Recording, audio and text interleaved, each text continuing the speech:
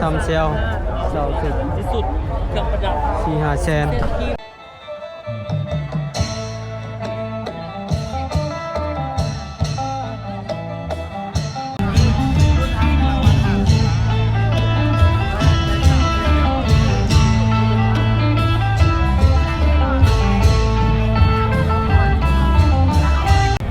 ตัวนี้นางกินเขาแบบปูผื่นเนาะแบบพักเขาแบบเล่าๆแบบกันเบิร์สุขคนกับบรรยากาศบุญถาดหลวงมือที่4โอ้มันนี่คนร้ายขนาดรถเขามาจอดอยู่นี่เต็มเลยนี่รถจักรเขามาจอดอยู่นี่เนาะคนร้ายขนาดมันนี่เพื่อเป็นมือเวียนเทียนคนร้ายเลย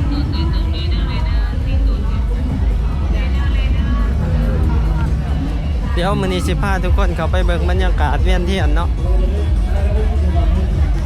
กับบอนแถวเฮือนทรงเล่ามื้อนี้คนร้ายมื้อนี้คนร้ายแห้งมื้อนี้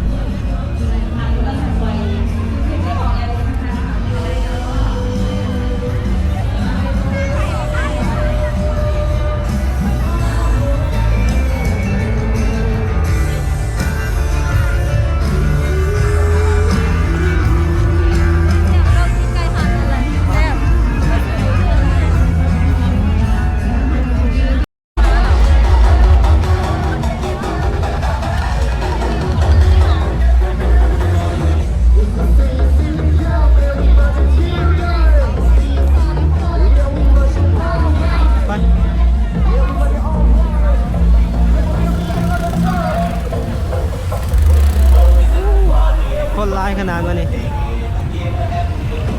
เต็มมือนี้เป็นมือหลายๆคนที่เมา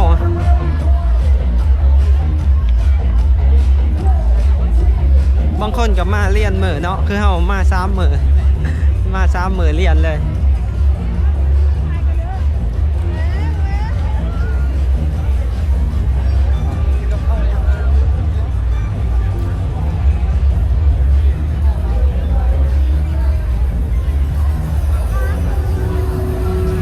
บูดเบียร์เหล้ามานี่ซีซัน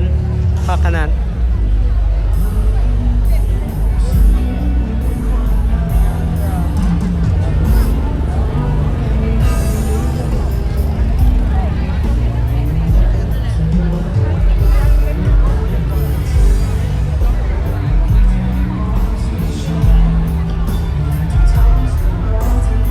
หาเบิ้งมานี่เขาจะสิจูดผู้บอทุกคนหาเบิ้งกัน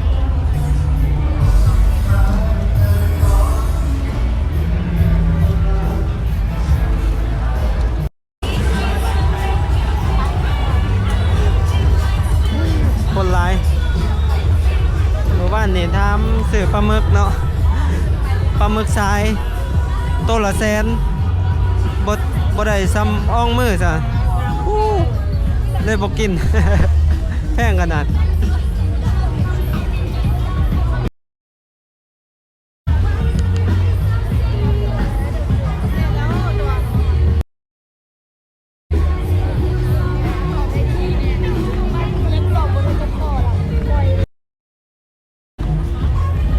ห่านนี่ก็เต็มทุกมือสลายุทธนี่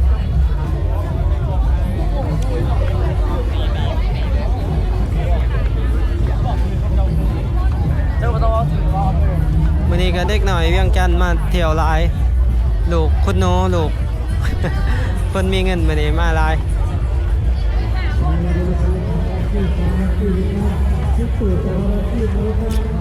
คนลายขนาด3 สาขาเนาะเขาจะมาตั้งอยู่นี่3 บูธเลยห่านสลายุทธกับโมจินี่เป็นห่านมาจากไทยเดี๋ยวเขาไปเบิ่งโซนทางในกันทุกคน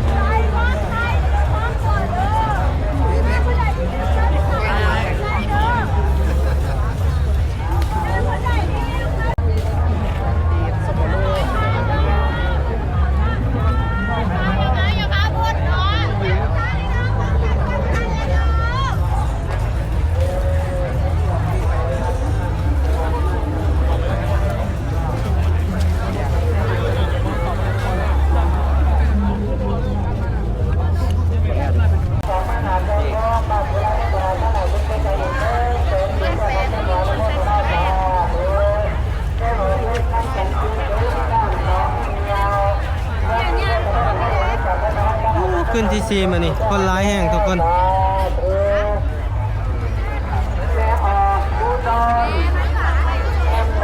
สิพาทุกคนเขาไปเพื่อนทรงเล่าเนาะเขาไปเพื่อนทรงเล่ามานี่เดี๋ยวเขาไปเบิ่งผู้สาวน้ำกันทุกคนพาทุกคนเขาไปเบิ่งผู้สาวมานี่นี่มาอยู่บ่อนนี่ครับนี่เนาะสิเขามาเพื่อนทรงเล่านี่มันนี่คนเต็มเลยคนละ10,000เนาะค่าเขา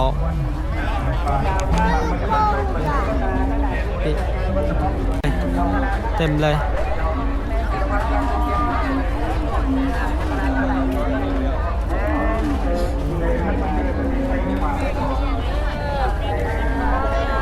คน10,000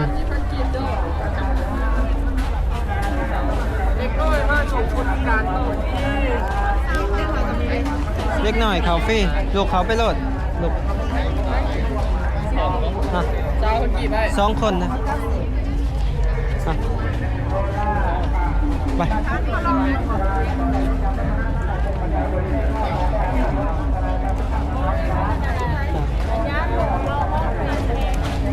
ซื้อไว้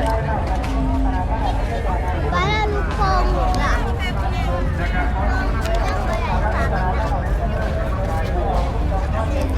มาเมืองผู้สาวทุกคนคนร้ายอยู่นี่เดี๋ยวจะถ่ายผู้สาวงามๆให้เบิ่งอเล็กซานดราเด้เมื่อกี้เฮาเห็นน่าจะแม่นถ้าจือบ่ผิดเนาะ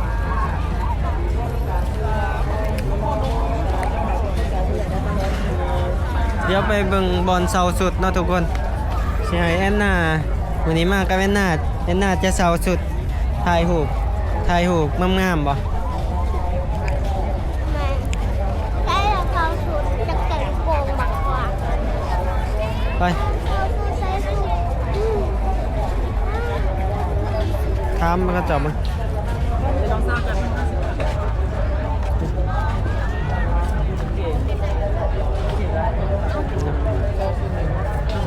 เสาสุดไลฟ์ซีเซียนกีบ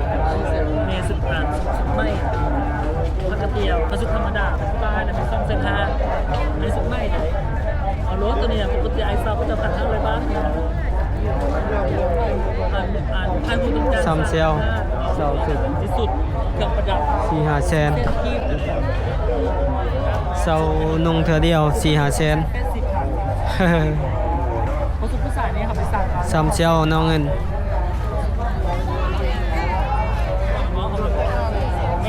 ไปย่างเขาไปไหนก่อนคนร้ายบอลสุดเด็กหน่อยประมาณ200,000ปลายผมบอก ยิ่งเส้นแตกแล้วใช่แพง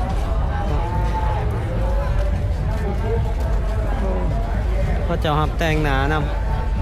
ำโอ้ขนม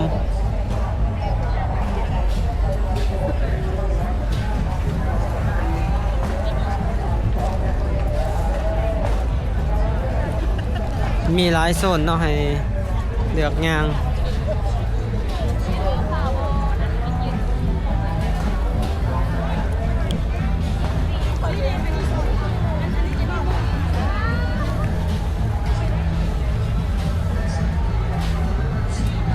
มีแต่สร้างทายหูบย่าง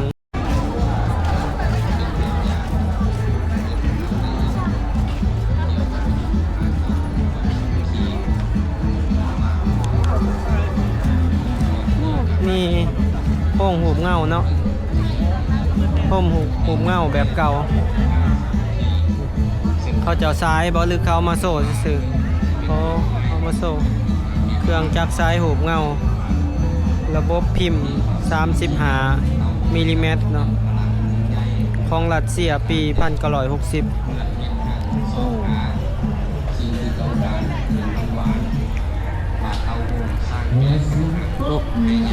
คนขึ้นไปถ่ายหูบ ร้ายเลย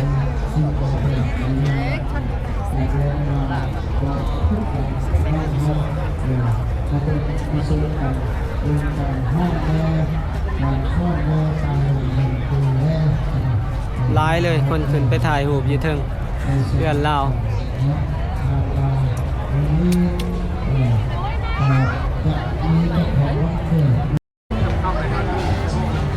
ทั้งสุดหม่งสุดลาวเนาะสุดลาวลมลาวเทิงแล้วก็อีกหลายชนเผ่านี่คือนี่ก็สุดหม่งเดี๋ยวย่างไปเบิ่งเนาะ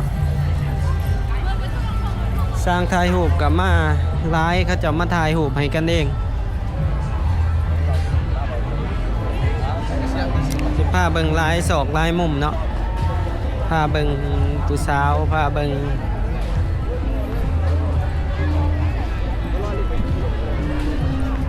บรรยากาศเนาะคือว่าฝ่าฝนเป็นใจมื้อนี้ก็เย็นสบายทางนี้ก็มีบูธของกินพร้อม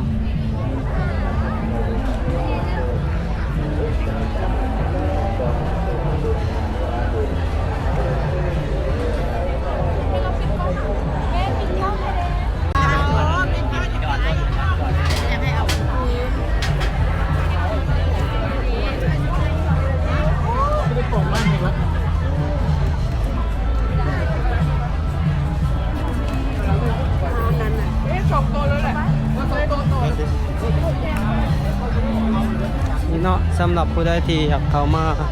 นั่งกินอยู่ทางโซนเพื่อนทรงลาวเนาะบอลยาดมแบรนด์ลาวตัวนี้นั่งกินเขาวแบบปูผืนเนาะแบบพักเขาแบบเล่าๆแบบนี้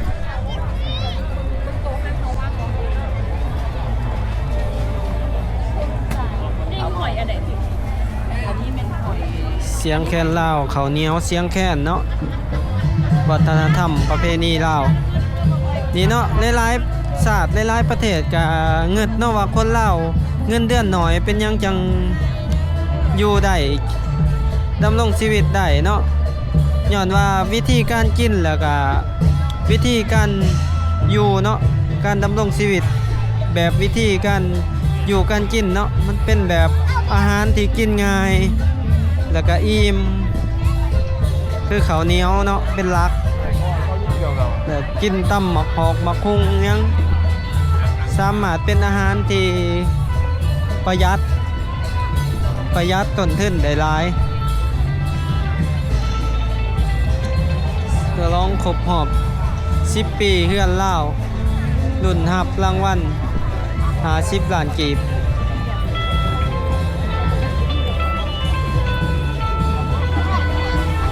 เดี๋ยวไปเบิ่งหลายๆบอลเนาะทุกคนอยู่นี่ก็มีเวทีการแสดงศิลปะธุรกิจเสาสุดนี่ที่ว่ากำไรงามขนาดสุด1 4-5 แสนสุดเล็กหน่อยนี่ก็2 แสนแหละเสาสุด1 ชั่วโมงเนาะที่ว่ามื้อนึงนี่เขาเจ้าได้เงินนี่บ่ให้ว่าเลย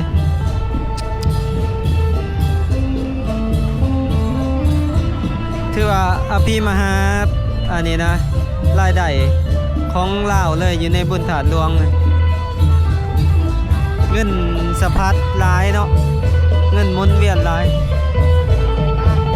นี่ก็ศิลปะวรรณคดีจากโรงเรียนศิลปะเนาะ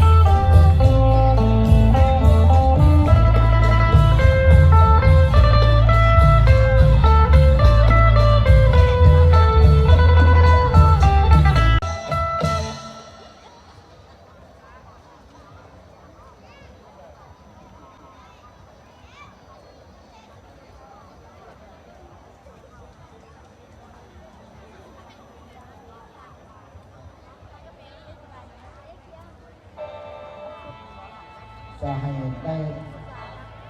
ฟังอีก1 เสียงเพลงแล้วจะไปพบกันกับรายการต่อไปกันเนาะพี่น้องเนาะ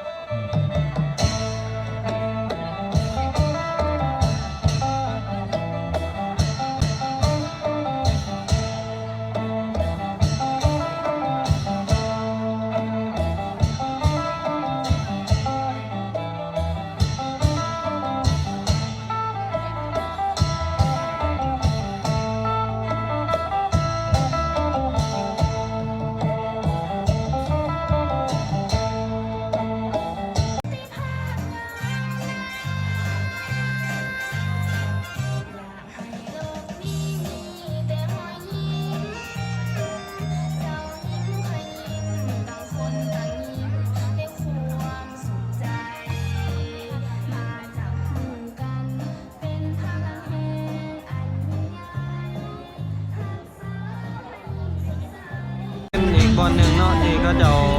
เอามาถ่ายรูปเป็นเฮือนเล่าแบบมีศิลปะใหม่แกะสลักให้ถ่ายรูปเนาะแล้วก็มีผ้าเขาว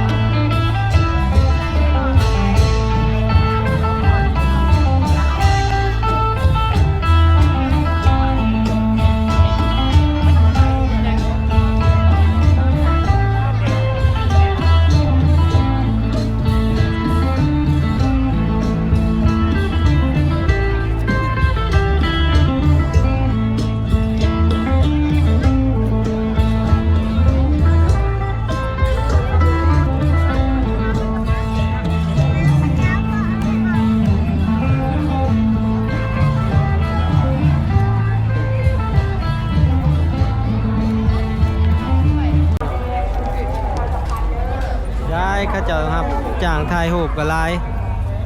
จะซีมือมายังมาพี่มาถ่ายอยู่มุม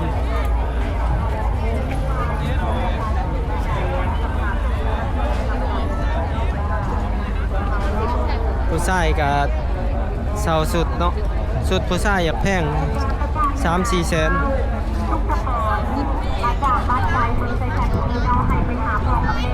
เนาะเขาสิถ่ายมุมมุมนี้งามไปนะ